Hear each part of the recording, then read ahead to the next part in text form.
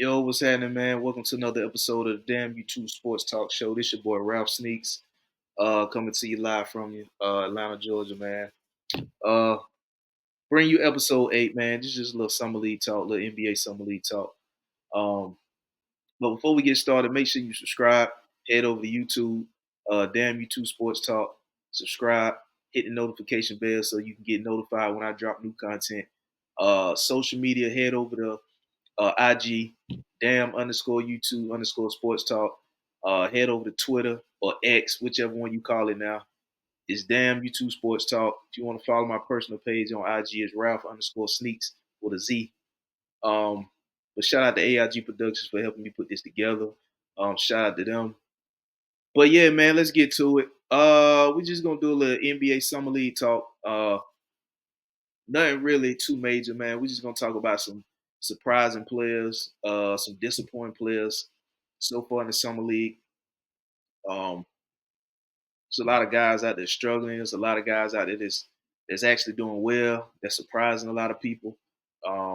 There's a lot of people, a lot of players out there that's just basically doing, what we thought they were gonna do. You know what I mean? Because coming into this summer league, well, to this draft rather, I had already said this draft is probably gonna have more role players in it than actual star players. And I said this before the summer league started. This was right when the draft was going on. I said there's going to be a lot of players in this draft that are going to be solid role players. And I think this was a good draft to get some solid role players, some young solid role players on rookie deals. Nobody that you will have to trade for. Nobody that you will have to go dig into your cap and overspend for certain role players for certain teams. Um, because if you look around the league, a lot of teams have two scorers on the team. There's only a few teams that don't have two solid, legit scorers. So at some point, you're gonna need role players. And this was a good draft to get some role players. And you may not need the guys that you selected now. You may not need them right now as a role player, but if you are a team on the come up, um, you could use them in a couple years. You know what I'm saying? You won't necessarily have to go out and spend in free agency or trade in free agency to get that role player. This was the draft to get it in. Um, let's start with some standout players. I get to the disappointments in a minute, but a few standout players in this summer league. One, I'm gonna go with Reed Shepard. He was the third overall pick to the Houston Rockets. When Reed Shepard was at Kentucky, I did not see this Reed Shepard at Kentucky. Um, it was Dillingham. You know what I mean? That's where everybody eyes was on. That was the guy. If you had to pinpoint a guy at Kentucky, it was Dillingham. I didn't see Reed Shepard doing this. I didn't think Reed Shepard was gonna do this coming into the NBA. I didn't even think he was gonna be the third pick. It didn't even dawn on me, and I didn't even start seeing him rising up the draft boards until closer we got to the draft, and he actually went third to the Houston Rockets. Now, this is my prediction for the Houston Rockets. The way Reed Shepard is playing, Reed Shepard is definitely going to see playing time this season. I think they're going to move off of Fred VanVleet after this season. I think Fred VanVleet signed a 4-year deal with Houston. This season right here will be his second year on that deal. So, half of his deal will be done after this season. And I think they're going to give Reed Shepard minutes. And Reed Shepard is then going to come in and serve as the point guard because I think the way he's played in the summer league, I think he's averaging like 20, at least 20 plus. I think he's at 20 plus, shooting like 40% from three almost, getting like 4 or 5 rebounds, 4 or 5 assists. I think the way he's orchestrating the offense, the way he's shooting, I think he's gonna be that future point guard. I think after this season they're gonna move straight off Fred VanVleet. They got their guy. They move off Fred VanVleet's contract. They got their guy on a rookie deal that could come in, and Houston got a damn good problem. Houston, in my opinion, if they don't have any significant injuries or nothing of that nature, I think the Houston Rockets could be a play-in team in the Western Conference this year and could possibly play their way into the playoffs. That's my dark horse team in the West right now. Because for one, they have all the assets to make a blockbuster deal if they want. And even if they don't use them assets to make a blockbuster deal, they still got a damn good team. Look at the team they got. Like I said, they got Fred VanVleet. They just took Reed Shepard with the third pick. You got Cam Whitmore, who also looks good in the summer league, and he looked good in the regular season when he got the opportunity. He just need the minutes. But that's how deep they is over there in Houston, because Jalen Green's at the 2. Then you still got Dylan Brooks there at the 3. You got one of the Thompson twins there. Uh, you got Jabbar Smith at the 4, and you got Sengun at the 5. So they have they got some talent that can't even see enough minutes because they got a good, a solid starting 5. Now you got Reed Shepard coming in with the third overall pick. Reed Shepard coming in behind Fred VanVleet. You got Cam Whitmore, who I just mentioned. You got one of the Thompson twins over there. So, and then they just acquired another shooter at the small or shooting guard, a small forward position, and AJ Griffin from Atlanta. So they got talent over there. It's young talent, but they got a good head coach and Ime Udoka. So I think one of the dark horse teams could be the Houston Rockets. And like I said, they got enough talent to where they can package some of that talent together and make a blockbuster deal for a star player that pretty much speeds up what they doing over there in Houston. And another star player will kind of fit what Ime Udoka is over there in Houston. It was already rumored that they were trying to, make a deal. I don't know how close they came, or was it really in the making, or was that just a rumor somebody put out there? They was trying to acquire KD at some point during this summer, or Jimmy Butler, but that ain't. They didn't do that, but they got the assets to do it. So yeah, Reed Shepard, man, I think Reed Shepard is a standout player. Like I said, I didn't see this at Duke. I didn't think this was going. I'm sorry, I didn't see this at Kentucky, but I didn't think that this was going. He was going to have this showcase during the summer league. Like I said, Kentucky they had a plethora of guys that come from over there that we really didn't see much from them. Because I'm gonna be honest with you, I didn't see a lot from Tyler Hero at Kentucky. I didn't think Tyler Hero was going to be the type of player in the NBA that, from what I saw in Kentucky. Um, you know, I don't know how many guys remember Devin Booker being at Kentucky. I mean, you remember him being at Kentucky, but I'm saying like you don't remember, you didn't see flashes of Devin Booker at Kentucky and see flashes of him possibly being what he is in the NBA now. So, there's a lot of hidden talent over there that don't really blossom at Kentucky.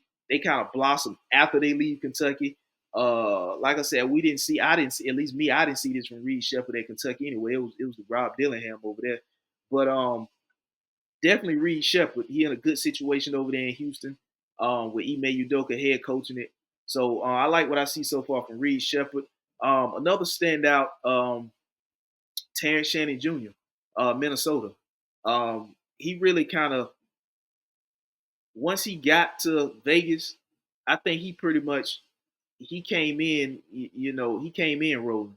You know what I'm saying? He already kind of pretty much had his game plan together. He was just gonna go out there. He was just gonna take. He wasn't. You know what I mean? He just, and I don't know where he's gonna fit in at the Minnesota rotation, but Dillingham's over there now, which is up. They needed that from the point guard position. They need another shifty guy. They need a quick guy. They need somebody that can get some buckets on their own without creation, other than Ant-Man over there in Minnesota.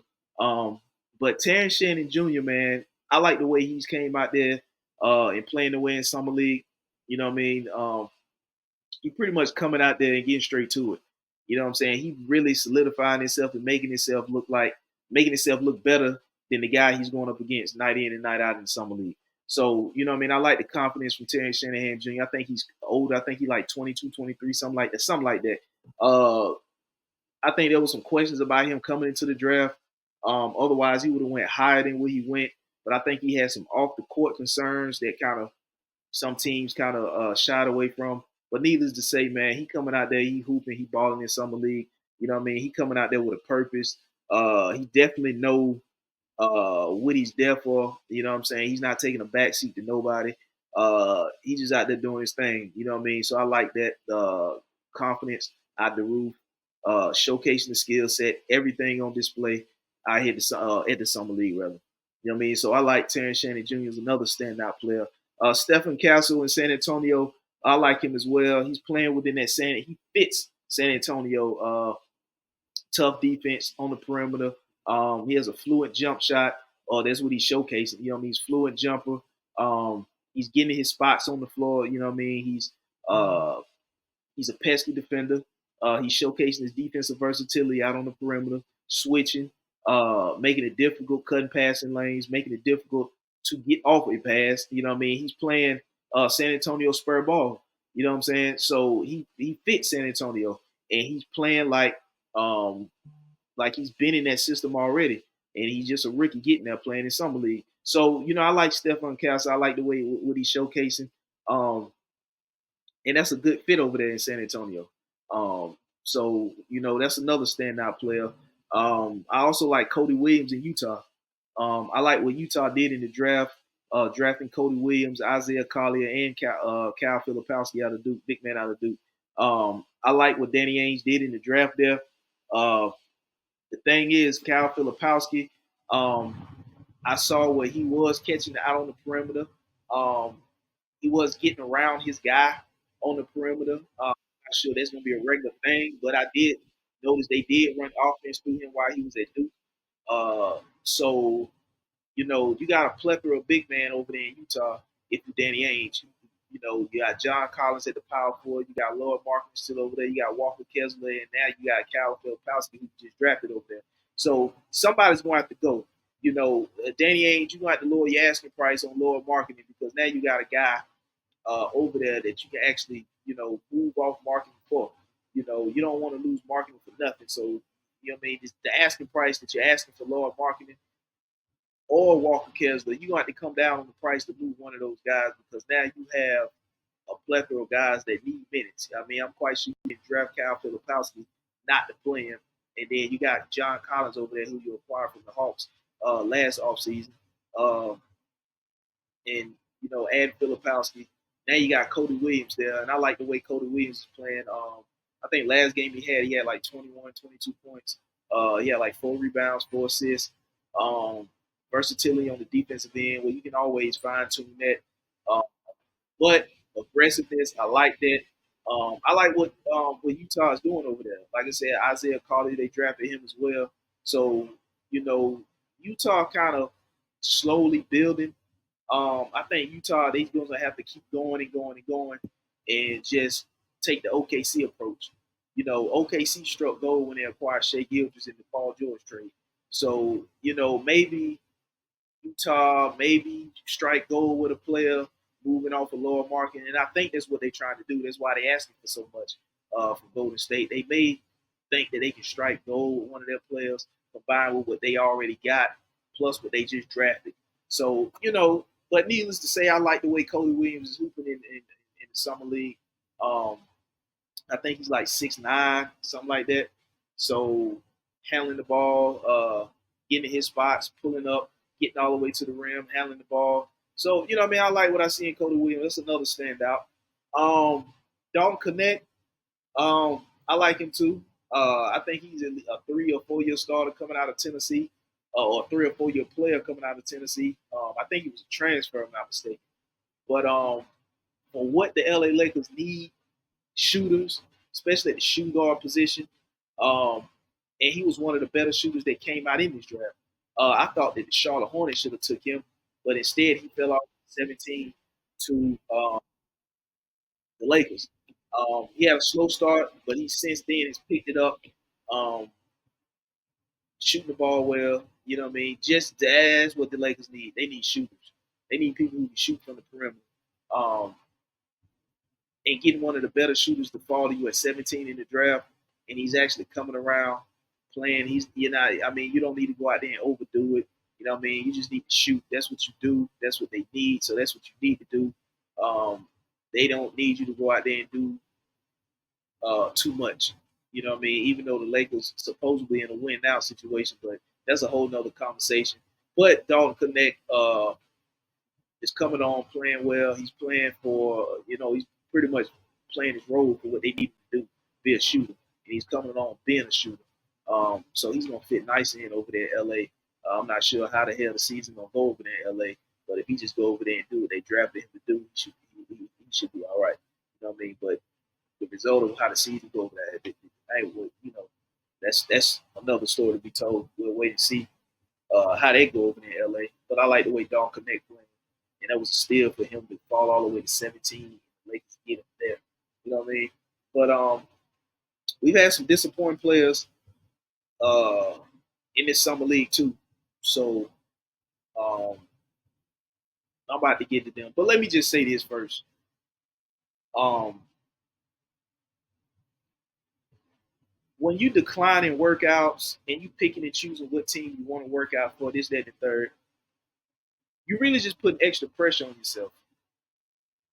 Um, and I'm talking about Alex Sarr, the number 2 overall pick. Let's just be clear. Let's just put his name out there and be clear because he's one of my disappointing players in the summer league. When you come out and you decline a workout for a team because he did that for the Hawks. The Hawks had the first overall pick. He declined to work out for the team. It didn't express any desire to be in Atlanta whatsoever. You only put extra pressure on yourself, extra unnecessary pressure.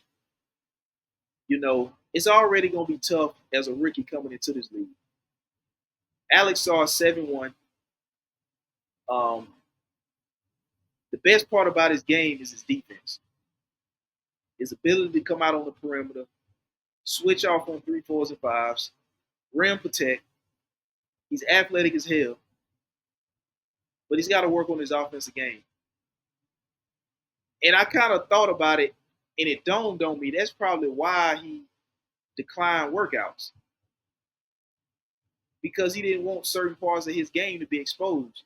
But the thing about it you got to understand is once you play at the professional level, whatever aspect of your game is weak, the NBA is going to find it and they're going to exploit it. That's why you always got to constantly work on your game. Because whatever area you weak in, you got to work on your game to build strength in that area that you're weak in.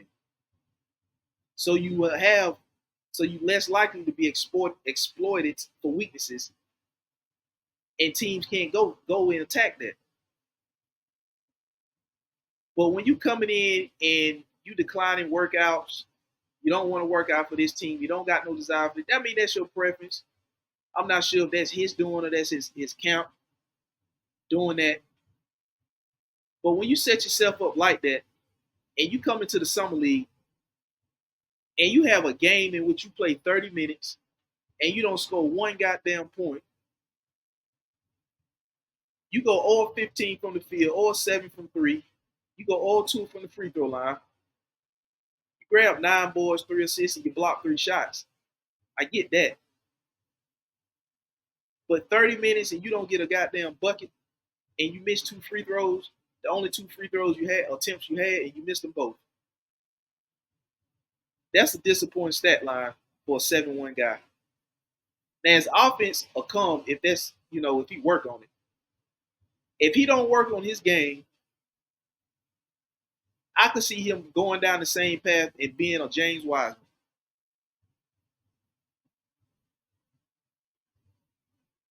Because you expressed more desire to be in Washington than you did Atlanta. Now, why in the hell you did that, I don't know. Because at least going to Atlanta with the first overall pick, you would have had Trae Young. You would have had a guy that's averaging 10, 11 assists a game. You would have had a guy that's going to facilitate the ball and get you involved. And that's exactly what it's looking like you need right now. I think Alex Sarr might have came into the summer league thinking that by him coming from overseas and hearing what people say about the international players coming from overseas, I think Luka said it, that the game is easy in the league. And there's other guys that kind of hinted at that. They didn't say it, but they kind of hinted at that because of how guys overseas and international guys overseas, how they play in professional ball at such younger ages. So they're coming more well-rounded and more equipped when they come to the league. I don't know if he was thinking that he was going to come over here and his offensive game was going to be better here than it was over there. And he was already known for his defense. That was probably the flashiest. That was probably if you had to pinpoint the best attribute about his game, it probably was his defense. his ability to come out on the perimeter, defend, switch off on 3, 4s, and 5s to defend and rebound and block shots. That was the best part about his game coming into the draft. His offensive game needed some fine tuning, needed some polishing, but he might have thought it was good enough to come over here and look better over here in this league than it did over there. So at least going to Atlanta, if you had went to Atlanta, would have gave you a guy in Trae Young who you can run pick and roll all day with. Your jump shot is going to be there if you work on it because you're running the pick and roll with a Trae Young. He's going to lob it up to you. You at 7'1", you athletic. He's going to spoon feed you because Trae Young averaged 10, 11 assists a game. You would have came over there to Atlanta with a guy that could help you grow. But see, now you go, and that's exactly what it looked like he needs. He needs somebody to set him up. He's not the type of guy, in my opinion, right now, that could get the rebound, and he probably could go coast to coast. But he's not the guy that can initiate any offense. He's not the guy right now that looks like he can create for himself. He right now looks like a guy that has to be set up and has to be created for until he get more comfortable and work more on his offensive game. I'm not saying he can't get to that point, but right now he looks like he needs to be set up for to create his offense. Because you tell me how in the hell you play 30 minutes at 7'1" and you athletic as hell. How in the hell you play 30 minutes, you don't score a damn bucket. You go all 15 from the field, all 7 from 3, and you missed the only 2 free throw attempts you had. But like I said, you grabbed 9 boards, you got 3 assists, and you blocked 3 shots. So in 3 games, Alex saw a total 8 of 14 from the field, which is around 20%, and 2 of 17 from 3, which is 12%. That's what you do in 3 games, and you're the number 2 overall pick. It looks like you need to be set up right now. You need to be spoon fed. You need to be with a point guard that can create. Not only you need a point guard that can create for you, that can spoon feed until you get more comfortable in an offensive role and get more comfortable being offensive. Because I seen a clip where off a turnover, they had a 4-on-1 fast break. 4-on-1. Instead of Alex Saul going down the lane and stuffing that shit in the basket, he pulls up at the 3-point line off of a turnover. This was at midcourt off of a turnover. I think Houston turned the ball over. Houston was beating the hell out of him at this point. It was like the 4th quarter. Houston was beating the hell out of them. They was up by damn near 20. I think it was like 4 minutes left in the game or something like that. Off of a turnover at midcourt, Alex Saul comes up with the ball off the turnover. 4-on-1. Fast break. He takes a couple dribbles, pulls up at the 3-point line, and misses the 3-point attempt. When there was a 4-on-1 fast break, you take a couple dribbles and pull up for a 3. When you could have went all the way in the lane and stuffed that shit in that dude's face, or made the right pass and got an easy 2. Now that might not have been a lot, but that's a lot for a guy that went 30 minutes and didn't score a bucket. See, at this point, when you do shit like that and you don't hit the shot, that's another hit. That's another hit of pressure. That ain't gonna help. That's only gonna hurt. See, now what he should have done, and he got to build up the confidence to do that, and he ain't gonna build it up if you keep doing shit like that. You go in the lane at 7'1", athletic, and you can dribble. You take that shit all the way to the cup and you yam that shit. You build confidence off of that one play. And like I said, it was late in the game. They was getting the hell beat out of them by the Rockets. But you take that one play, you build that offensive confidence, and you carry that over into the next game. And you say to yourself, I can't have this game again the next game. I can't let my next game be like this game here. So you take that one play You take the confidence and momentum off of that one play and you carry that shit over into the next game because you the number 2 overall pick. You 7-1. You put the pressure on yourself by not wanting to go to Atlanta because you want to be more of a feature in the offense. You want to be more of, I guess you wanted the team to be more of yours. Because if you had went to Atlanta, the team wasn't going to be yours. Trae Young is still there. But at least you would have got a guy that's going to set you up and spoon feed you for some easy buckets. I don't know what guy over there in Washington right now is going to set you up to feel like that. Because they drafted you second overall.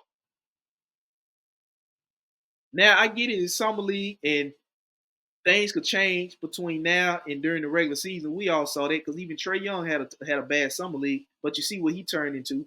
His stat line, he's 26 and 10, 27 and 11 type guy. So, a lot can change between the summer league and during the regular season. I get all that. But a lot of these guys put a lot of pressure, unnecessary pressure on themselves, and that's what I'm saying. And it leads to disappointment. And somebody's going to have to sit this guy down and tell him, this is what you do. This is what you work on. Because that shit I saw on that 4-on-1 fast break, he took a couple dribbles and pulled up for a 3 and missed it. That ain't the type of shit he need to be doing. Now, I get that you got the capability of shooting the 3-ball and hitting 3-ball. I get that. But at that point, you hadn't scored a bucket, bro. Me and you had the same amount of points. And I didn't play in the game that you did. You got to do something to build some confidence up. Because right now, offensively, this ain't it. Like, I don't want that type of shit happening to my number 2 overall pick. If we got a 4-on-1 fast break, I don't want you pulling up for 3. When there's one defender and there's 4 guys that you could, or 3 other guys that you could dish it off to, but instead you pull up for a 3, and you was already having a horrible shooting night because you hadn't scored a damn basket up into that. You hadn't scored a basket that game, and that made it worse. Now I get it. He a young kid. He coming from over, I think like 19. He coming from over there, France or whatever. I get it. So, and I'm looking at it. Now the Hawks probably, probably. I'm not saying that you can't say they dodged the bullet yet because you don't know how the kid's gonna turn out. But like I said, man, if he don't work on some things now, and to me, if he don't work on some things and get that shit corrected now, I think he probably gonna turn into a James Wiseman. And we see what James Wiseman turned into after leaving Golden State. So, that's Alex Sarr is one of my, bigger disappointments. And I already get what people saying, the number 2 overall pick is playing bad. And then everybody want to talk about how bad Bronny playing. He was the 55th pick and all that. I mean, I'm so tired of hearing about this Bronny James shit, man. I'm not even saying Bronny is a disappointment.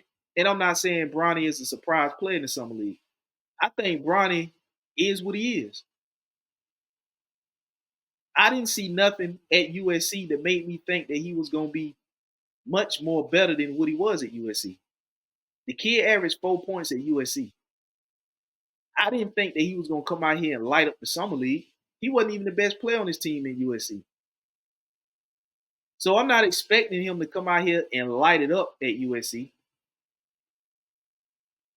I mean, light it up in the Summer League coming from USC.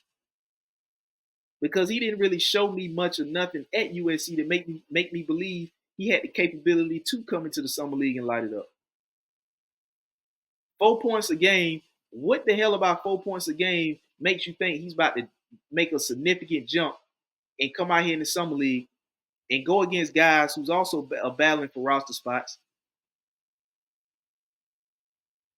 and look much, much better, look significantly better than he did at USC. Like I said, he wasn't the best player on his team at USC. So I'm not saying Bronny's a disappointment, but I'm not saying Bronny is not a standout player in the Summer League either. Bronny is what he is. Bronny is doing exactly what I thought he was going to do coming And like I said, this is still summer league. This ain't even we ain't got to the season yet. So, you know, and he also got additional pressure, not just because Bron is his daddy, but y'all got to remember, and I don't see nobody bringing this up. Y'all got to remember, LeBron did tweet out that Bronny was better than the guys that Bron was watching on League Pass. See, that's extra unnecessary pressure that you don't need. See, you can't shit on somebody else and boost him up and expect people not to talk about his performance when he gets to the summer league. There's guys that was already in the league that you just shitted on to say that your son was better than, and then when he gets to the summer league and he don't do what people thought he was gonna do after showcasing 4 points a game at USC, and now people say you hating on him. Nobody bring up that tweet LeBron put out about saying that Bronny was better than half the gats that he was watching on summer league. Nobody bringing up the fact that LeBron said this was months ago. Now this ain't something he just tweeted out or just said. This was months ago when he said this. The season was still going on. I think the Lakers were in a slump. And he said Bronny could come in and start for the Lakers right now and play for the Lakers right now. Don't you think he just shitted on his teammates by saying his son, who was at USC averaging 4 points a game, could come in and play right now for the Lakers when there's guys on his team that are obviously already at the professional level? And he's talking about his son at USC who's averaging 4 points a game come to the Lakers and play right now. So he basically just shitted on his teammates to boost his son. That's additional pressure. And then when he gets here, after averaging 4 points a game at USC, and people think that when you say something about him, that you ain't supposed to talk bad about it or you hate him. Nobody said nothing about when LeBron tweeted that or said that about his son. But now you supposed to be sympathetic about, have sympathy because he's playing bad. And if you say something bad about how he playing, you hate him. Now you hate him. What about that is hating? He's just not playing up to the pressure that's on him. And I get it. I ain't gonna put it. It ain't his fault. I'm not gonna say his fault because he can't help who his daddy is. But he got additional pressure put on him by his daddy. You know what I'm saying? So I'm not saying Bronny is a standout player in the summer league, and I'm not saying he's a disappointing player in the summer league. I'm saying Bronny is the type of player I thought he was gonna be in the summer league. He's not disappointing, and he's not a standout. He is what he is. So, you know, like I said, man, this draft, these guys in the summer league, bro, this was like the perfect draft for a team to get some young solid role players that could contribute. Because like if you look around the league, majority of these teams have two scorers. So they need some guys that could play a role. They need some guys that could play a role right now and could probably develop into more of a role player. Because like I said, you look around the league, most of the teams already got two guys that can give you 20 plus. When you got so many guys out there, when you got too many guys on the team that can score the ball, that's a good problem to have, but at the same time, it could be a bad problem to have. Because at that point, you'll have guys just putting up shots, trying to get their numbers. You don't have nobody orchestrating nothing. You don't have nobody facilitating. You don't have nobody that have a role that know they role. You just got a lot of players out there that just putting up shots to get their numbers. So, in my opinion, like I said, this was a good draft to get some solid role players that could potentially be something more than a role player. You know what I mean? I also like the dude from Chicago. I keep fucking his name up, but Bazelis. I like him too. I don't know. I keep messing his name up, but I like him too, man. I like the way. I like him too, man. I like him as a standout too. Um, I like his game. know what I mean? I like how he can shoot. I like how he drive the rim. I like how he got aggression. I like how he got confidence. I like his overall game. Good fit for Chicago, hometown kid from Chicago. I think he's gonna be a good fit over there in Chicago. Uh, they just got to figure out what they're gonna do with DeMar DeRozan. Figure out how to get off of DeMar DeRozan. Not DeMar DeRozan. DeMar DeRozan. I mean Zach LaVine. DeMar DeRozan's over in Sacramento, but they got to figure out how to get off of Zach LaVine. Um, but I like what they got in this kid. Vazelis. If I said his name wrong, I'm sorry, man. But I keep fucking his name up. But I like the kid. But like I was saying, man, you got a lot of teams that got two scores. You know what I'm saying? So you need some guys that can facilitate. You may need some guys that can play defense. Um, you know what I mean? You may need some guys that can rebound and rim protect. You know what I'm saying? So I think this was a good draft to get that. And I think there's a couple guys in this draft that not right away, but probably in year 4, year 5, you know what I'm saying? They could be if they continue to work and add on the game, depending on the team. That by year 4, I could see them 4 or 5. I could see them being more than a role player. You know what I'm saying? But as of now, this was a good draft to get some good young solid role players. You know what I'm saying? You're gonna need them. So if you got them in this draft, you know what I mean? You work them in, you give them minutes, you got to roll. You know what I mean? You don't have to go out and overspend in free agency. You don't have to uh, trade pieces away to get them. This was a good draft to get their solid role players in. Uh, this was a damn good draft to do that in. But man, I'm real disappointed in Alex Sarr, man. I can't believe I didn't think that this dude was going. I didn't think he was going to have a game with 30 minutes and no points. I ain't even gonna lie to you, man. I was hoping. I'm a Hawks fan. I was hoping we got him with the first pick.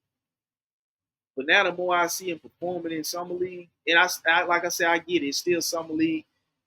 A player could change from summer league into the regular season. He could look like ass in the summer league and come out and look solid in the regular season.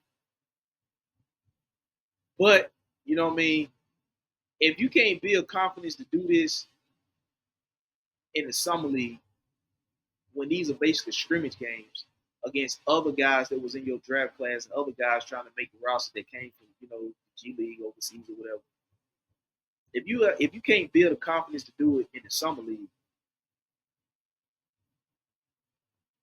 what are the odds and possibilities that you build up that confidence during the regular season playing in games that actually count and matter against guys that's already on the team, against guys that's already vets, against guys that's already making $100 million night in and night out, 82 game season.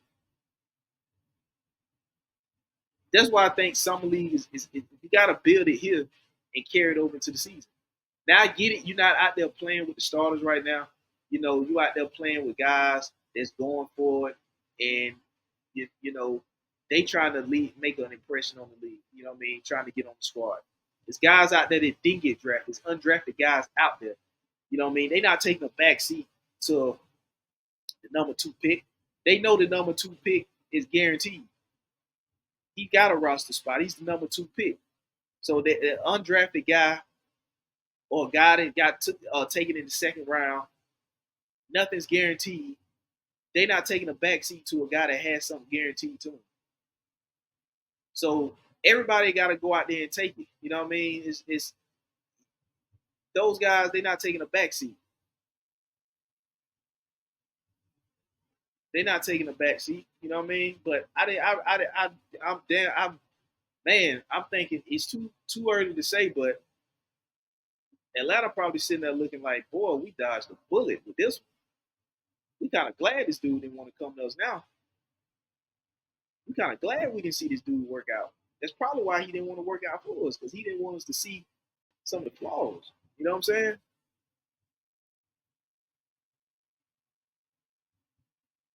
Even the guy, Zachariah Richier, who got drafted first overall to Atlanta, he ain't a standout in my opinion, and he ain't a disappointment in my opinion. I think he's one of them players that, and I think his first game was against Alex Sarr. His first game was against Alex Saw, and I think he had 17 or 18 points in that game. So he looked solid. You know what I'm saying? I think Zachariah Richer, he's one of them guys that he's playing solid right now, and I think he's gonna get better uh, being in the lineup as the season goes. I think he's gonna be one of them guys that get better as the season goes his rookie year. Because for one, uh, from what I've seen so far of him, he's utilizing his length. He's 6'9", 6'8", 6'9", so he's utilizing his length. Um, he's handling the ball. He don't have to look to give it up to nobody. He's taking guys off the dribble. He got a pretty solid jumper, mid-range jumper. He's knocked down a couple three balls. He looks confident.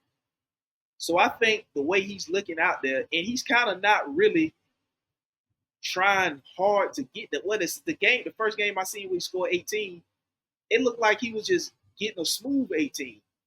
He didn't look like he was trying too hard or trying to overdo nothing to get 18. He looked like he just got like a smooth 18. And that was with the other guys that's trying to make the squad. That's not even, and that was most of him doing the work, getting the rebound, going coast to coast, you know, facilitating the offense.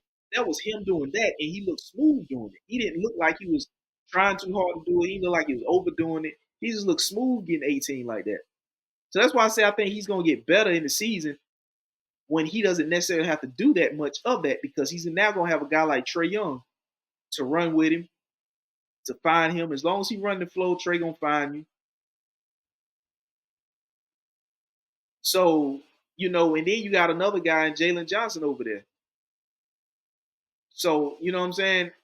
I think he's going to get better as the season goes. I think his confidence is going to grow as the season goes. He's just one of them type of player. I think he's just going to get better as the season goes. You know what I'm saying? They going to instill all the confidence in him. He look like he got confidence now. You know what I mean? He just looked like he naturally got confidence. He don't really say much. Like one of them players don't really say much. You know what I mean? That's what it looked like from the games I saw. He don't really look like he say much. He just looked fluent. You know what I mean? But this Alex Saw, man, boy, I didn't see this. I damn sure didn't see this.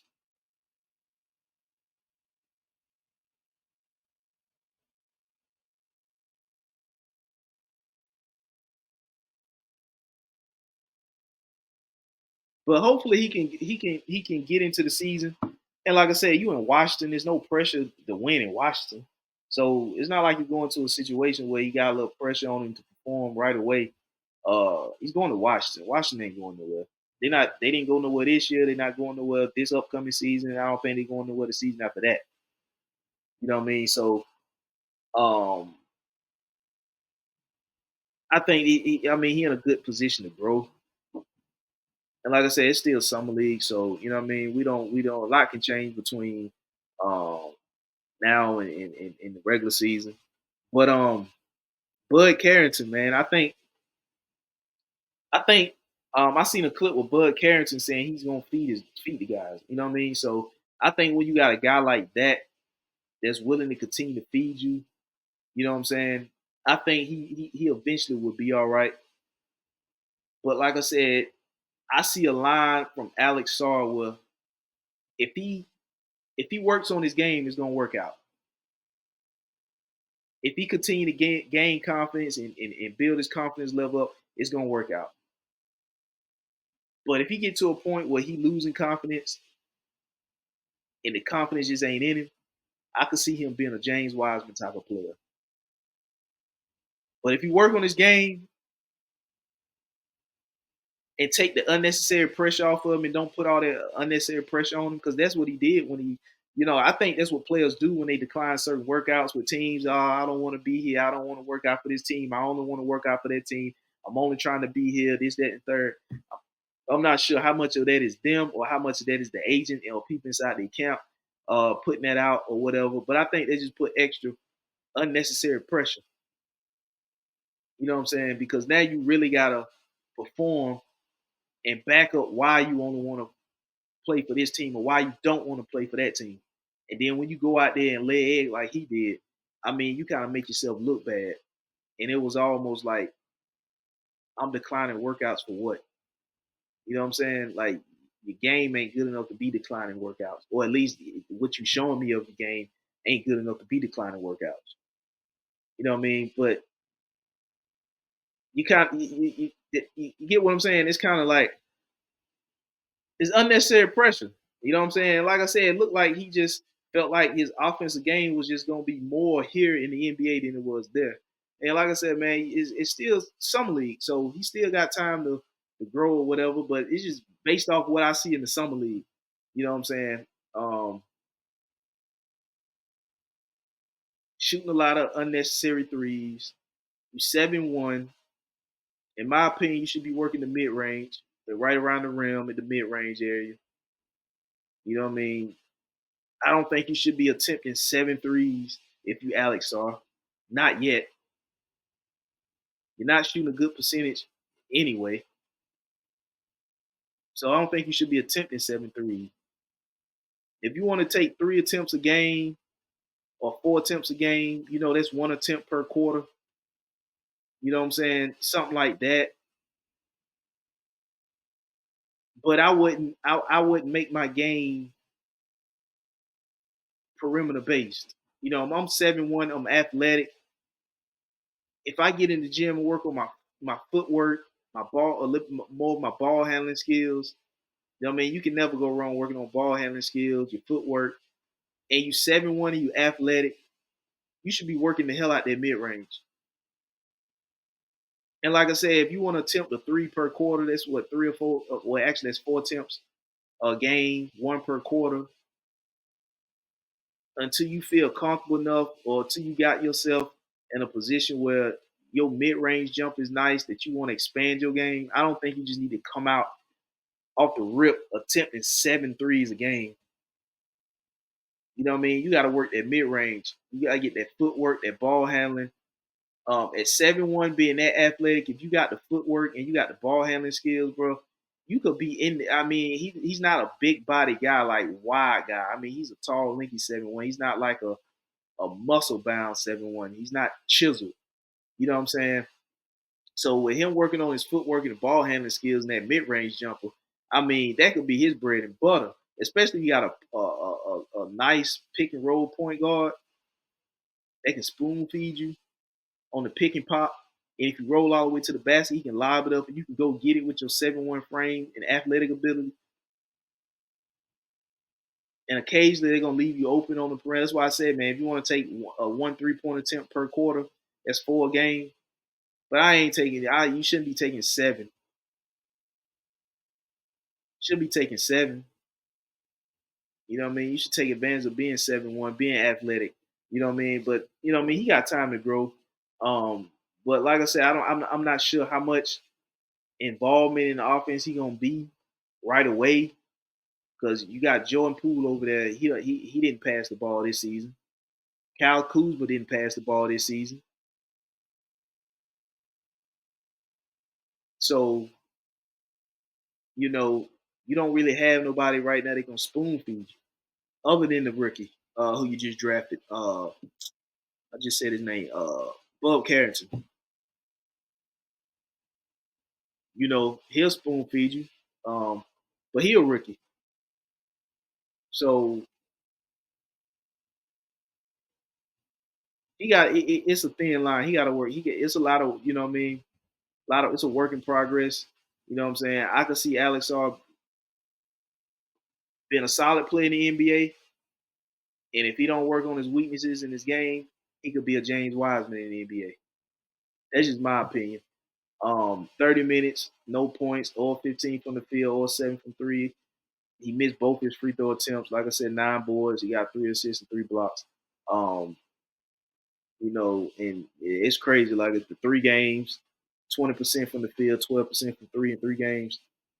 Stretch. That's crazy. That's crazy. But man, that's some of my it's a lot of players out there really doing their thing. But there's just a few of the standout players and one of the most disappointing players in the summer league. You know what I mean? It's a lot of players that's in the summer league that's not disappointing and they're not a standout either. They pretty much all what I said they were at the draft. You know what I mean? There's definitely room for growth for some of these players, but you know what I mean. In my opinion, it was a role player draft. Um, and it's gonna be a couple guys. It's gonna be some guys in there. It's gonna be more than role players. You know what I mean? There's more role players that was in it. More players that I can see being role players than non-role players. But there's some guys out there that's with room in the right situation that in about 3 years from now, 4 years from now, they could be more than they could be a solid contributor to a team. You know what I'm saying? To their team, respectfully. But yeah, man, that was just a little summer league talk we was gonna get into. Um, I ain't gonna hold y'all too long, man. Just make sure y'all go over to YouTube, subscribe to the page, Damn YouTube Sports Talk. Hit the notification button so you can get notified when I drop new content.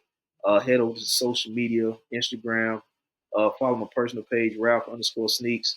The sports page on IG is Down_YouTube_Sports Talk. Head over to X or Twitter, whichever one you call it and go by. Damn YouTube Sports Talk. You can follow the page over there. Like I said, man, we was just gonna keep dropping content, man. Shout out to the people at AIG Productions that helped me. Until the next episode, man, y'all be safe.